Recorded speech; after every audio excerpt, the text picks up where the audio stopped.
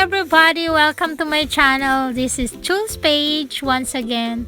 Today we're going to make onion bread. Auf Deutsch ist Zwiebelbrot.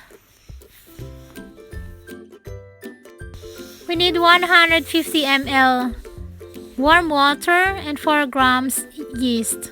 Mix together and set aside.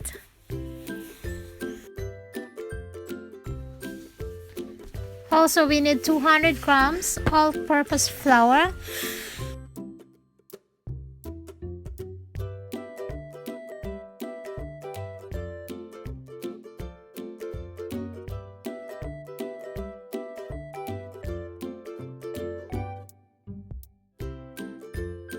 add the yeast mixture,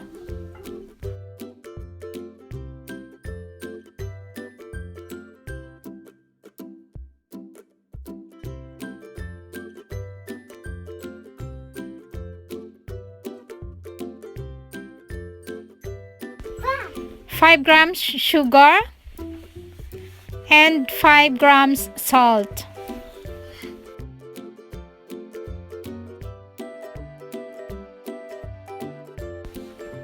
Also 20 ml vegetable oil, or you can also use olive oil.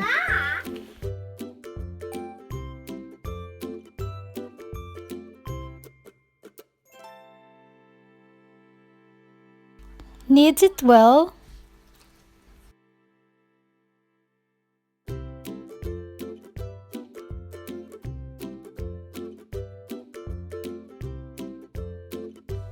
Add 1 tablespoon roasted onion or fried onion.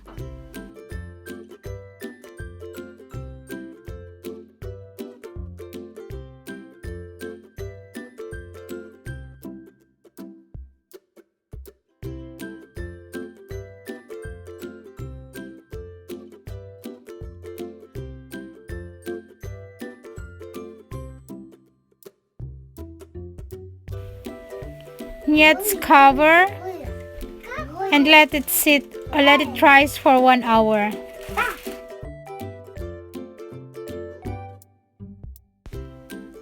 After 1 hour, knead again our dough and form it like what you want or what you like. You can form it long or round shape.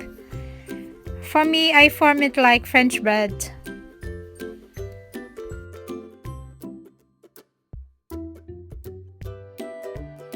Toss it with flour and cover and let it sit again for about 30 minutes more. After 30 minutes, bake it for 20 to 25 minutes in 200 degrees Celsius. Our delicious fresh baked onion bread, perfect for our chili con carne. Again, thank you for watching. Please like the video and subscribe.